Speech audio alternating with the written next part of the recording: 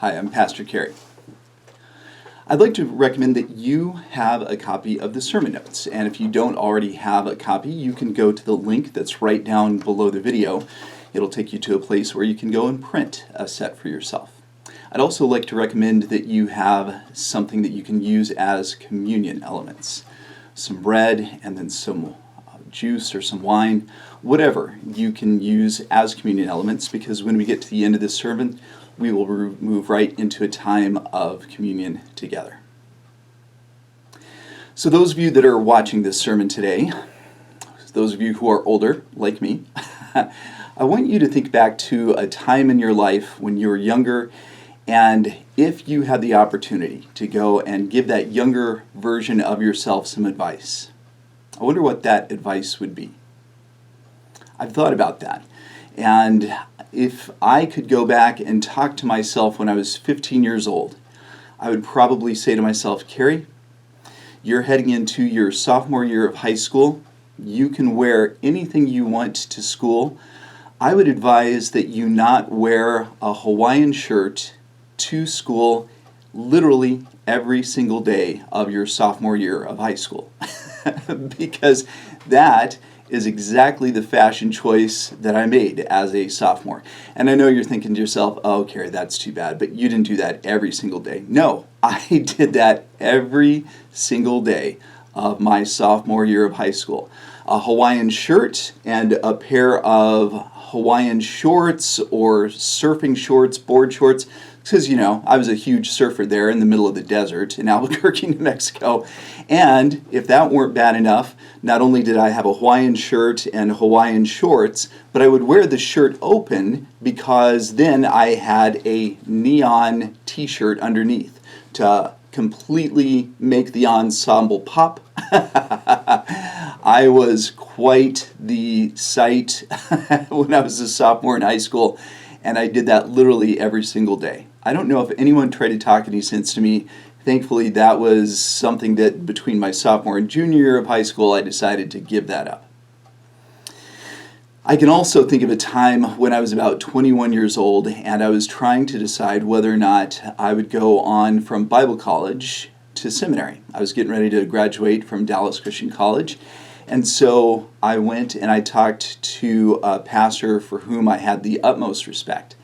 And I said, what do you think? Do you think I should pursue seminary, or do you think that I should do something else? I'd like to further my education. And this pastor, who I think that he had a really good idea, he said, for the church in the 1990s and in the 2000s, I think what that church needs is someone who has a ministry background and a Bible background, but they also need to have some business acumen as well. And so what this pastor recommended to me was that rather than going into a master's degree of divinity through a seminary, that I pursue a master's in business administration. And so while I was working for this church in Southern Nevada, I enrolled at the University of Nevada, Las Vegas in their MBA program. And over the next several years, I took probably about 10 to 15, maybe 15 to 20. I honestly don't remember anymore because I didn't complete the program. But I took 10 to 15 to 20 hours worth of MBA courses. And look, I think it was a good idea, but I wasn't passionate about business administration, which made it incredibly tough to do these classes after hours in the evenings. I was passionate about ministry, I was passionate about the church, I was passionate about the Bible. And in hindsight, I wish that I could go back to my 21-year-old self and I could say, hey, this person gave you excellent advice, but I know you. And I know the way that your life, my life, our lives have played out. And it probably would be much better for you to pursue a Master of Divinity and go to seminary at this point. If I could go back, if, maybe that's how you feel too. Maybe there are some things that you wish you could go back and tell your younger self. At the end of the day, of course, we can't go back and talk to our younger selves and give our younger selves advice. That's just how life works. but it's interesting to think about what we would say. And obviously, you have the opportunity, and I have the opportunity, maybe not to talk to our younger selves, but we have the opportunity to mentor younger people. There are actually a couple of young people right now that are going into the ministry that I have the opportunity and the privilege of offering them some guidance, and I'm certainly trying to offer them the best guidance that I possibly can with God's help. But the reason that I bring that up today is because in the passage that we're going to be looking at today, the lectionary passage for February 20th of 2022, we're going to be taking a look at Psalm 37. And Psalm 37 is a psalm that David wrote. It's attributed to David, but he wrote it when he was much older. And we're going to find that out here in just a minute as we go through the psalm. But this is an older David. And I feel like in this psalm, this older David is giving advice. And obviously he can't talk to his younger self, but he was probably doing what I'm trying to do right now with the young people that I'm mentoring as they head into the ministry. He's trying to give them advice. He's trying to give them life advice. And really it's life advice for all of us, not just the younger people who lived 2,700 years ago.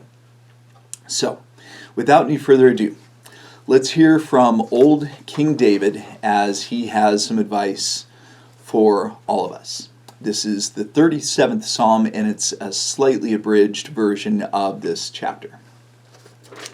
David wrote, "Do not fret because of those who are evil, or be envious of those who do wrong. For like the grass, they will soon wither. Like green plants, they will soon die away. Trust in the Lord and do good. Dwell in the land and enjoy safe pasture. Take delight in the Lord, and he will give you the desires of your heart. Commit your way to the Lord, trust in him, and he will do this. He will make your righteous reward shine like the dawn, your vindication like the noonday sun. Be still before the Lord, and wait patiently for him. Do not fret when evil people succeed in their ways, when they carry out their wicked schemes. Refrain from anger and turn from wrath. Do not fret, it only leads to evil. For those who are evil will be destroyed, but those who hope in the Lord will inherit the land. The blameless spend their days under the Lord's care, and their inheritance will endure forever. In times of disaster they will not wither. In days of famine they will enjoy plenty. The wicked borrow and do not repay, but the righteous give generously. Those the Lord blesses will inherit the land, but those he curses will be destroyed. The Lord makes firm the steps of the one who delights in him. Though he may stumble, he will not fall, for the Lord upholds him with his hand. I was young, and now I'm old. Yet I have never seen the righteous forsaken or their children begging bread. They are always generous and lend freely. Their children will be a blessing. Turn from evil and do good. Then you will dwell in the land forever. For the Lord loves the just and will not forsake his faithful ones. The mouths of the righteous utter wisdom, and their tongues speak what is just. The law of God is in their hearts. Their feet do not slip. Hope in the Lord and keep his way. The salvation of the righteous comes from the Lord. He is their stronghold in time of trouble. The Lord helps them and delivers them. He delivers them from the wicked and saves them because they take refuge in him." May God bless the reading of the inspiring word.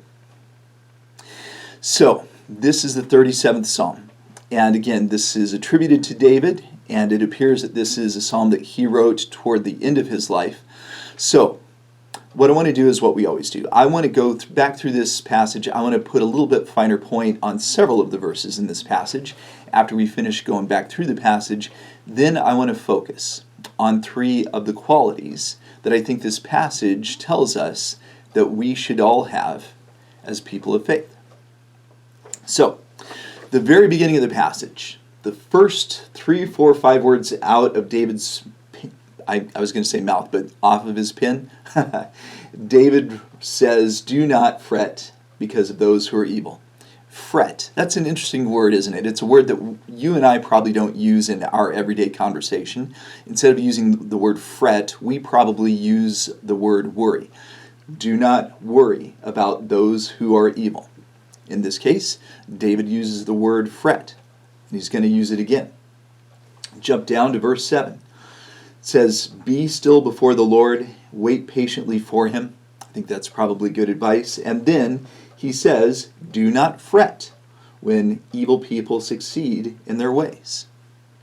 Then we go right on to verse 8. It says, refrain from anger and turn from wrath. Do not fret. There's that word again. It only leads to evil. You know, the interesting thing is that the word fret is only used 4 times in the entire Bible, and 3 of them are right here in Psalm 37. Then David continues on, and I think in verse 18, David says something that's really key to the entire psalm. Because as we went through the psalm, what was your sense about what David is trying to convey? He's saying, I'm an older man now, and I have a little bit better perspective on life. And it seems like David is talking about the wicked and how it may seem like at times they get ahead because of their evil ways. And David's saying, don't worry about it. He says, eventually it's going to catch up to them. And those who are righteous, sometimes it may seem like they aren't getting ahead, but don't worry about it. Don't fret about it, because they will be rewarded in the end. And in here, at the end of verse 18, I think we get a real key into David's thinking. He says, their inheritance will endure forever. And of course, at this point, David's talking about eternity. And sometimes in this life, maybe those who do the wrong thing in order to get ahead in this life, we have to remind ourselves that the things of this life are temporary. And by virtue of the fact that hopefully we as people of faith are doing what is right, hopefully we will be rewarded in this life, but we are absolutely guaranteed to receive an eternal reward that David seems to be referring to here. Then, at the very bottom of this first column, it says, wicked borrow, don't repay, but the righteous give generously. So that's one of the things that we should do as righteous people, or people who are trying to be righteous. We should be generous. Then the passage goes on, and it talks about how in verse 25, David was young, now he's old, but he says, I've never seen the righteous forsaken, or their children begging bread. They are always generous and lend freely. So there's that quality of generosity again. Seems to be another recurring theme in this passage. Then we go on, and it says in verses 30 and 31, the mouths of the righteous are full of wisdom. Their tongues speak what is right. The law of God is in their hearts. And I think here David is talking about the importance of knowing this book and of having this book in our hearts. And then, when we get to the very end of the passage, the last 2 verses, verses 39 and 40, you know what verses 39 and 40 remind me a lot of? Remind me a lot of the 46th Psalm. You know the 46th Psalm. Maybe you can't quote it off the top of your head, but the 46th Psalm starts off by saying, God is our refuge and strength, a very present help, in times of trouble. Therefore, we will not fear. And that seems to be very similar to what David is saying here. Salvation, righteous comes from the Lord. He is their stronghold in times of trouble. Lord helps them, delivers them from the wicked, saves them, because they take refuge in Him.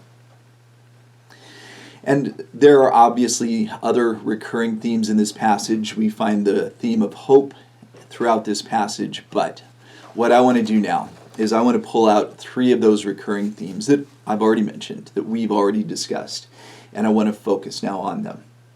The first quality that we should have as people of faith is this. As people of faith, we shouldn't fret. As people of faith, we shouldn't fret. And again, I know that's an old-fashioned word, but as people of faith, we shouldn't worry. Don't fret because of those who are evil. Don't fret when evil people succeed in their ways. When refrain from anger, turn from wrath. Don't fret, it only leads to evil. And friends, very quickly, I want to talk about the fact that I feel like the world that we're living in the year 2022, is a world where people want to try to get us to fret. People want to try to get us to worry. First and foremost, because it drives our engagement with whatever it is that they are producing, whether that is the news network that we watch, whether that is the media that we consume, whether that is the radio that we listen to, those of us who still listen to radio, whatever it is. They want to make things seem as bad and as scary as possible because it gets us upset. It gets us worried. It causes us to fret, to quote our friend David here. And I don't know how healthy that is for any of us. And not only is it not healthy for us as individuals, I guarantee that it's unhealthy for us as a society. I would encourage you to think about the media that you consume, whether it's the news that you watch, whether it's the articles that you read, the magazines that you subscribe to, the radio that you listen to, whatever it is, the podcast you listen to, etc., etc., etc. Is it causing you stress? Is it causing you to be upset? And if so, is that wise? That is something that I want you to think about. And David says right here, he says, don't fret, it only leads to evil. And I think that you and I would agree that over the past several years, we've seen where people that are consuming way too much media on both ends of the spectrum, that they have done some pretty unwise things. So, think about that. And I will too. I promise, I will too, because I'm a media consumer just like you are. So that is the first thing that we talk about in this passage. The second quality that we should have, that this passage mentions, is this: as people of faith, we should be generous. As people of faith, we should be generous. The bottom of the first column in verse 21 says, the righteous give generously. Towards the middle of the second column, in verse 25, it says that the righteous are always generous and lend freely. And friends, there are obviously countless qualities that we should have as people of faith, countless positive qualities that we should have as people of faith. But one of those qualities is absolutely generosity. One of the things that I really appreciate about my wife is that she is, and she always has been, a very generous person. She's generous with her stuff. She's generous with her time. She's generous with her love and concern. And she has set a pretty good example for me over the last 21 years, 22 years of our relationship, 21 years of marriage. I've been very fortunate to have her setting a good example for me.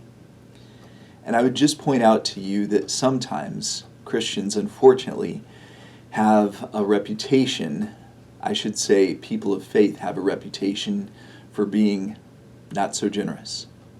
Just ask any waiter or any server in any restaurant, and they will tell you that unfortunately Sundays are not popular shifts at restaurants because nobody wants to wait on the after-church crowd.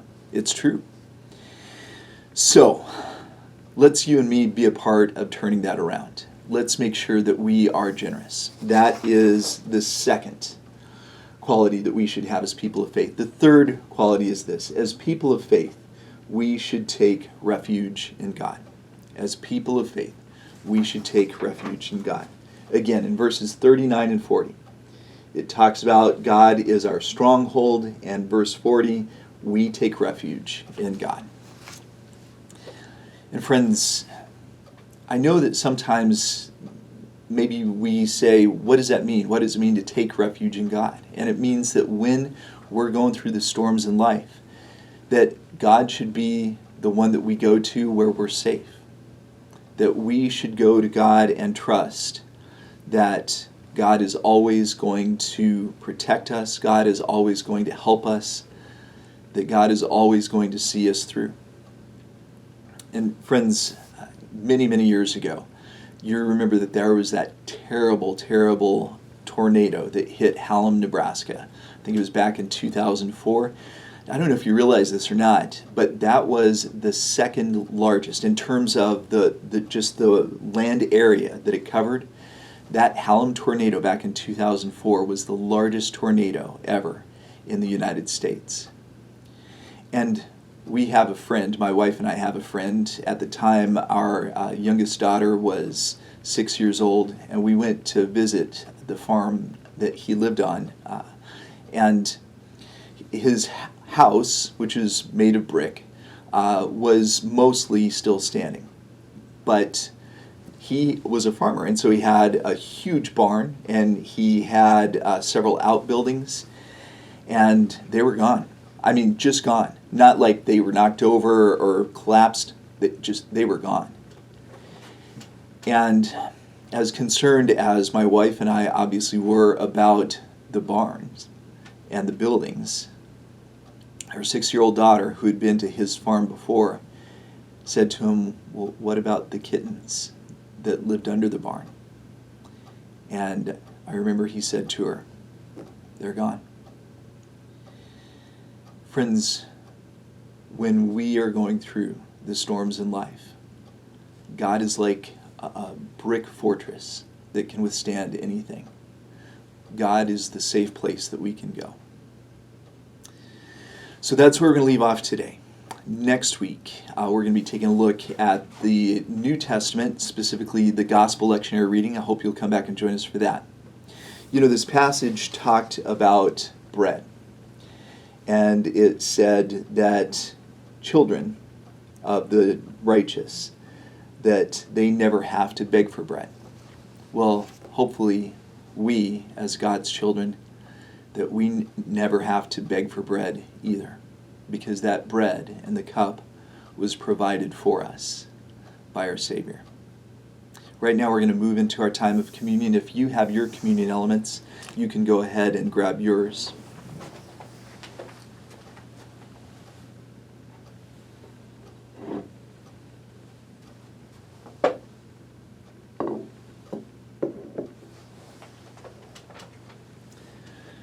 Friends, when Jesus was with the disciples in the upper room, he took the bread and he broke it, and he said, "This is my body, which is for you. Do this in remembrance of me." Let us partake of the bread together.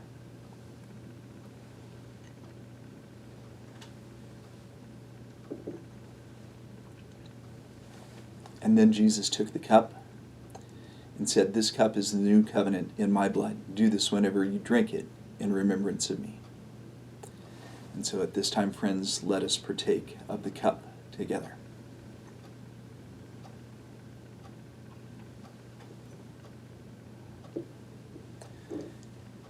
And let's pray.